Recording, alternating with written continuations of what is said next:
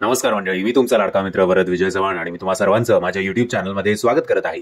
मंडळी, बाई ग या सिनेमाला रिलीज होऊन आता 9 दिवस झालेले आहेत आणि त्याचबरोबर शुक्रवारी रिलीज झाले होते 2 मराठी सिनेमे, एक म्हणजे डंका हरी नावाचा आणि दुसरा म्हणजे 1, 2, 3, 4. आजच्या या व्हिडिओमध्ये आपण या 3 सिनेमाचं बॉक्स ऑफिस कलेक्शन जे आहे ते मी तुमच्यासमोर मांडण्याचा प्रयत्न करणार आहे. विविध वेबसाईट्सनुसार जी काही फिगर्स आपल्या समोर येतात ते मी तुमच्यासमोर प्रेझेंट करतोय, त्यातला एक ॲव्हरेज. बट मी कुठल्याही प्रकारचा क्लेम करत नाही की हे आकडे जे आहेत ते खरे असतीलच. मराठी सिनेमाला ट्रेड अॅनालिस्ट नसतो. सो तुम्हाला तुमच्यापर्यंत हा व्हिडिओ पोहोचवण्याचं एकमेव कारण की जर तुमची इच्छा असेल की आपण हा सिनेमा बघायला हवा आणि जर हे आकडे बघून तुम्हाला वाटत असेल अरे याचं खूपच कलेक्शन कमी झालंय, तर मग लगेचच आजच्या तिकीट बुक करून टाका. म्हणजे काहीतरी थोडंफार कॉन्ट्रीब्यूट आपण मराठी सिनेमाला करू शकतो आणि मराठी सिनेमाला सपोर्ट करू शकतो. एनिवेज, शुक्रवारी म्हणजे स्वतःच्या 8व्या दिवशी बाई ग या सिनेमाने असं म्हटलं जात होतं की कमवले होते फक्त 1 ते 2 लाख रुपये एवढंच. तसं पण आता याची हाईप जी आहे ती फार कमी होत चालली आहे. आज कदाचित या सिनेमाचा शेवटचा दिवस असेल. सोमवारपासून मॅक्सिमम थिएटर्समधनं हा सिनेमा जो आहे तो कदाचित आपल्याला दिसणार नाही आणि त्याचे शोज जे आहेत ते फिरवले जातील बॅड न्यूज किंवा कल्की या सिनेमांकडे. काल शनिवारी थोडी ग्रोथ या सिनेमामध्ये बघायला मिळाली. 9वा दिवस होता या सिनेमाचा आणि काल म्हटलं जात आहे की या सिनेमाने कमावले 3 ते 4 लाख रुपये.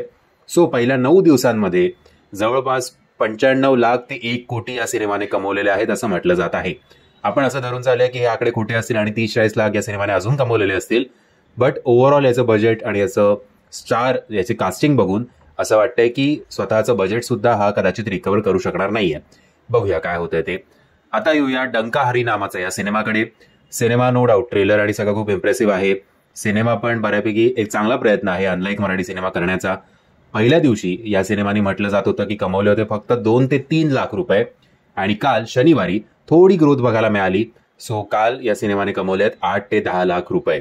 सो जेमतेम पहिल्या 2 दिवसांचं मतलब इंडिव्हिज्युअली हा डबल फिगर टच करतोय. कुठल्या तरी असं काल केलं असेल असं आपण धरून चालूया.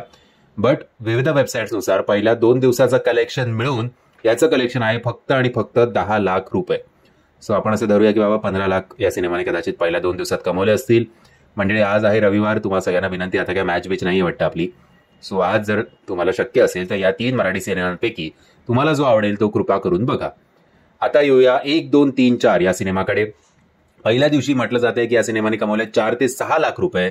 तर काल शनिवारी एक चांगली ग्रोथ आपल्याला या सिनेमाच्या कलेक्शनमध्ये बघायला मिळालेली आहे आणि काल या सिनेमाने कमवले जवळपास 15 ते 17 लाख रुपये. सो ही जंप जी आहे ती चांगली आहे, नो डाऊट. सो असं धरून चाला की पहिल्या 2 दिवसात 1, 2, 3, 4 या सिनेमाने कमवले जवळपास 25 लाख रुपये. आज कदाचित हा सिनेमा 20 किंवा 22 लाख याचं जाईल कलेक्शन. उद्या मी तुमच्यासमोर ते मांडेनच. सो होपफुली हा सिनेमा फर्स्ट वीकेंडला 40 ते 50 लाख कलेक्ट करेल असं एकंदरीत दिसतंय. बट बघूया, होप फॉर द बेस्ट. म्हणजे मी आशा करतो तुम्हाला हा व्हिडिओ आवडला असेल. जर तुम्हाला हा व्हिडिओ आवडला असेल तर प्लीज या व्हिडिओला लाईक, शेअर आणि चॅनलला सबस्क्राईब करायला विसरू नका. जय हिंद, जय महाराष्ट्र.